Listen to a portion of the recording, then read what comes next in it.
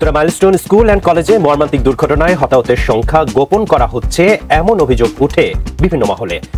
উত্তরার আকাশে এক মুহূর্তের বিকট শব্দ, এরপরই একটি যুদ্ধবিমান স্কুল ভবনে ধসে পড়ল। এভাবেই হঠাৎ থমকে গেল নিষ্পাপ কতগুলো শিশুর ভবিষ্যৎ।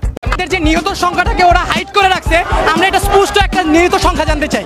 আর দুইটা ক্লাসরুমে যখন যে জায়গায় পড়ছে দুইটা ক্লাসরুম 30 থেকে 60 জন এখানে ওনার 60 জন স্পটেড শিওর আমরা এটা কেন মিথ্যা কথা বলে আমাকে কেন চুরি করা হবে, লাশ কেন চুরি করা হবে? রাত 3টা পর্যন্ত কাহিনী করছে, রাত 3টা।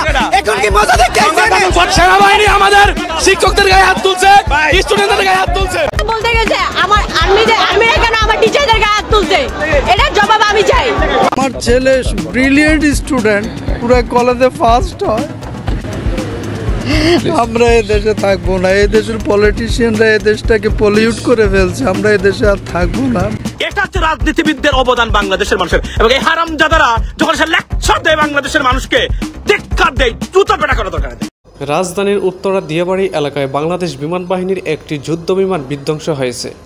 গতকাল দুপুর 1:30টার দিকে বিমানটি মাইলস্টোন কলেজ চত্বরের ভিতরে আছড়ে পড়ে। এই ঘটনায় প্রায় 200+ শিক্ষার্থী মৃত্যুবরণ করেছে এবং 300-রও বেশি চিকিৎসাধীন অবস্থায় রয়েছে।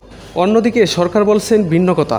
তারা গণমাধ্যমকে জানিয়েছেন 20+ শিক্ষার্থী মৃত্যুবরণ করেছে এবং 50 থেকে 60 জন শিক্ষার্থী চিকিৎসাধীন অবস্থায় রয়েছে। বর্তমানে এ নিয়ে বাংলাদেশে চলছে তুলুম সমালোচনার ঝড়। ইতিমধ্যে শিক্ষার্থীরা সরকারের কাছে প্রশ্ন করেছেন 200 জন শিক্ষার্থী মারা যাওয়ার পর কেন এখানে 20 জন বলা হলো। এই ঘটনাকে কেন্দ্র করে মাইলস্টোন কলেজের শিক্ষার্থীরা ইতিমধ্যে আন্দোলনে নেমে পড়েছে। স্থানীয় সূত্রে জানা যায় তাদের সাথে যোগ প্রদান করেছে বাংলাদেশ ছাত্রলীগ এবং সাধারণ তৌহিদ জনতা। আন্দোলনকারীরা বিভিন্ন গণমাধ্যমকে জানিয়েছে এই সরকার চোর, স্বার্থের জন্য গদি ছাড়ছেন না, এমনকি একটা সুষ্ঠু সুন্দর নির্বাচনও দিচ্ছেন না। তাদের শুধু একটাই ধান্দা, কিভাবে বাংলাদেশ থেকে কোটি কোটি টাকা লুটপাট করে বিদেশে প্রচার করা যায়। এমনকি আন্দোলনকারীরা এক দফা দাবি করেছেন যতক্ষণ না ইউনূস পদত্যাগ করছেন ততক্ষণ তাদের আন্দোলন চলমান থাকবেন। এমনকি আমরা বিভিন্ন চ্যানেলের মাধ্যমে দেখতে পারতেছি ইতিমধ্যে সেনাবাহিনীরা শিক্ষার্থীদের উপর তুলুম লাঠিচার্জ এবং গণহত্যা শুরু করে দিয়েছেন।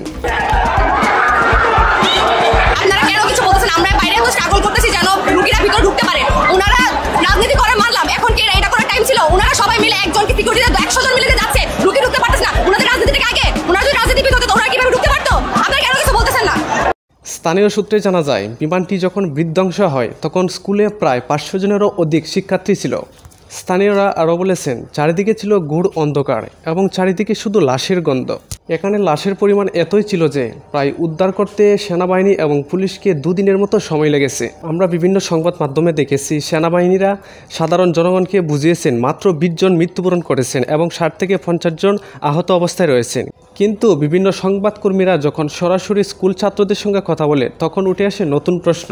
তারা সংবাদকর্মীদেরকে জানিয়েছেন 200+-এরও অধিক শিক্ষার্থী মৃত্যুবরণ করেছে। শিক্ষার্থীরা যখন সত্যটা ফাঁস করে দেয় তখন সেনাবাহিনীরা শিক্ষার্থীদের উপর আক্রমণ চালানো শুরু করে। ওরা বিনা কারণে মারছে, ও জাস্ট কতজন মারা গেছে ওটা বলতে গেছিল।